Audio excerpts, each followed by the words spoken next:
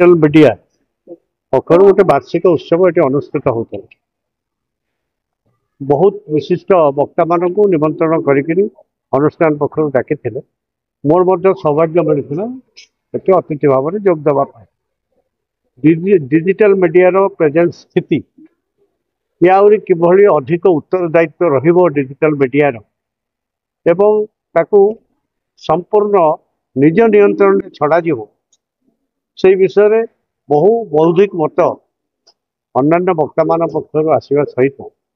भारत वर्षर गणतंत्र मजबूत पाई एक सम्मिलित नेतृत्व जार नेता और कर्मी भितर दूरता विशेष ही नथी राज्य मानक केवल नुहे राष्ट्र स्तर में एवं राजनीतिक दल गुड़िकर जो रजिस्ट्रेशन दि जाऊँ से क्षेत्र में किपर स्वच्छता आसो ये समस्त कथार ये गोटे डिबेट होता आलोचना चक्र भली होता एवं आशा करागला जे आमर जो डिजिटल मीडिया बंधु माने प्रिंट मीडिया भाई माने यही एक मत गठन करेंगे जेभली स्वाधीनता पालन हबार दिवस पालन हबार 75 वर्ष जिते अमृत महोत्सव होती शतवार्षिकी है बेलू ये मीडिया वर्ल्ड आहरी अधिक स्वयं सक्रिय हम शक्तिशाली हम एवं भारत वर्षर गणतंत्र ठीक ढंग से परिचालित हम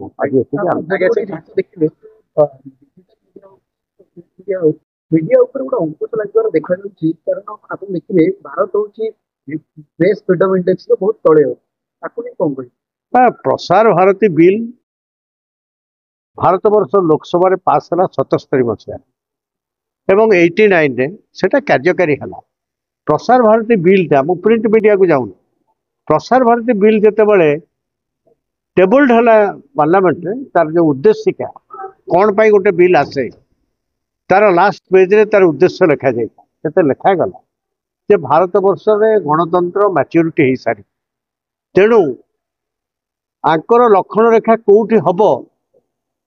वैद्युतिक गणमाध्यम जो मैंने कर्तव्यरत सांबादिक एवं मालिक आम छाड़ीदा तेणु आपण मान कौन आईन कानून कौन पाबंद ना जोटा प्रिंट मीडिया अच्छे तेणु कलेक्टिवली ये हूँ वैद्युतिक गणमाध्यम कनसाइंस बा विवेक से कौ मार्गे निजक परिचालित करेंगे यही विषय मोर कौन निर्दिष्ट मत ना रेगुलेट करा डिजिटल फाउंडेशन डे पालन है जो उद्देश्य थिला मीडिया मीटर से निरपेक्ष सांबादिकता कथा आसला एवं वर्तमान तथ्ययुक्त समय कोपरी भाव संपूर्ण भाव में लोक को सठिक तथ्य दे पार भी आलोचना है। आम कथा रखुलु जे देखो एत बड़ कुंभ मेला गोटे हादसा हो गला तथापि केते जन मृत्यु होती एपर्यंत सठिक तथ्य बाहरी पारे तेणु सठिक तथ्य बाहर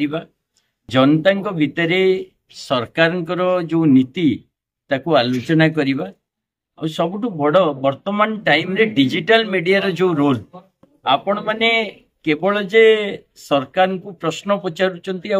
छोट रु छोट तथ्य को आनिकी जनता आगे रखुचंती से कथा नुह आपण मानकर जो पहुंच आपण गाँ गंडा ठू आरंभ करी ओडिशार भारत वर्षर प्रत्येक जगह मु देखुची वर्तमान डिजिटल मीडिया उपरे लोकंकर अधिक भरोसा